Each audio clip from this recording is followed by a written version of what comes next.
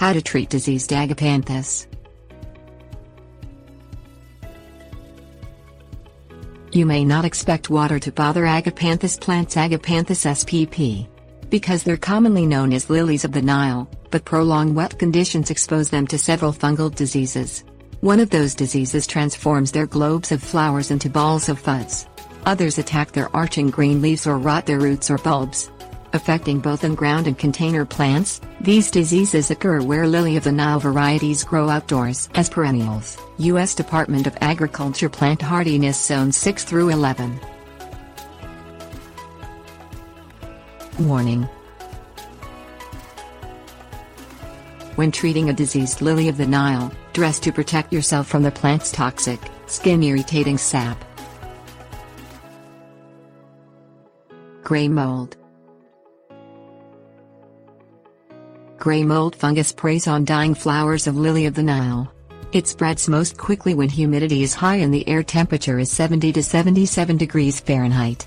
Wind carries the fungus from previously infected plant debris to healthy plants, where it devours the flowers and germinates into masses of grayish spores.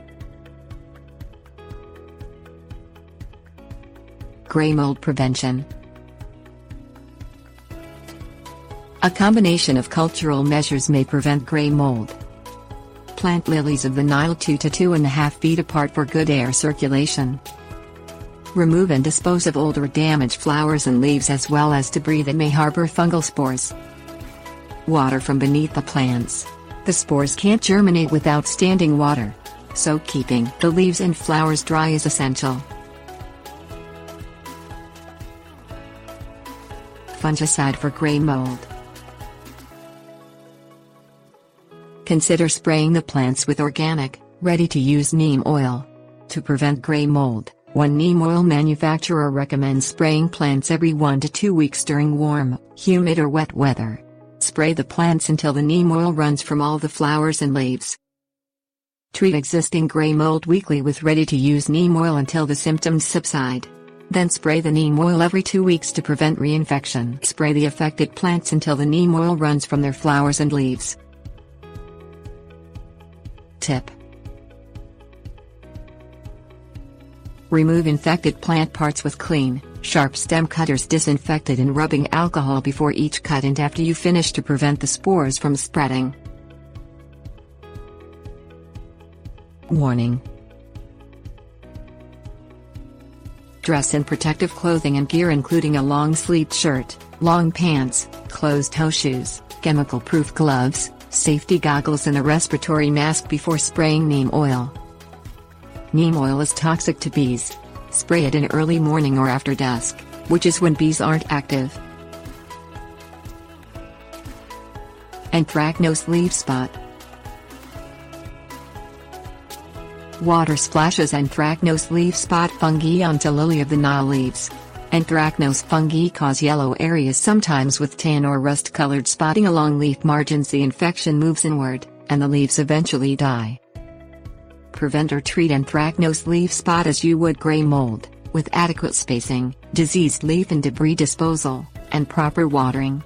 Start spraying the plants with neem oil as soon as their leaves emerge in spring, completely covering the entire plants. Spray again weekly while rain is likely. Underground diseases. Bulb and root rot fungi thrive in warm, wet soil. Bulb rot. Bulb rot invades damaged bulbs, causing yellowing, dying leaves. In advanced stages of the disease, entire leaf clumps collapse. The rotted bulbs are filled with pinkish-brown decay and pull from the soil without resistance. The disease remains infectious even in light bulbs lifted out of the ground for storage. Root rot. Like bulb rot, root rot yellows and wilts the leaves. It may stunt or even kill the plants. Affected roots are dark, decayed and fragile. Treatment of bulb and root rot. Damage control takes precedence in treating bulb and root rot. Dispose of the diseased plants and infected soil. Discard potted plants along with their contaminated growing medium in containers. Dealing with infected and ground lily of the Nile plants, however, takes more effort. Things you will need: long pants, long-sleeved shirt, closed-toe shoes, waterproof gloves, pruning shears, rubbing alcohol, sealable plastic bags, perennial spade with sharp blade, rake, heavy cardboard, compost, wood chips or other organic mulch, ruler or tape measure. Step 1. Dressing: long pants, a long-sleeved shirt, closed-toe shoes and waterproof gloves.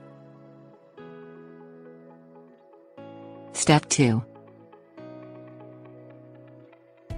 Prune each bulb rot-infected or root-rot-infected lily of the Nile clump's leaves back to the soil with pruning shears.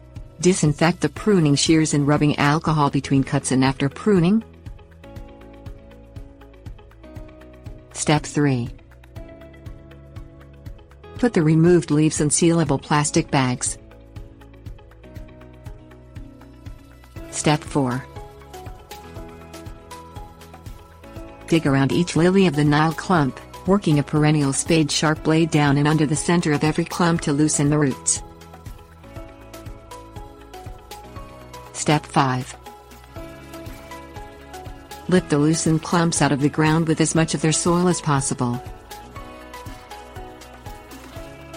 Step 6.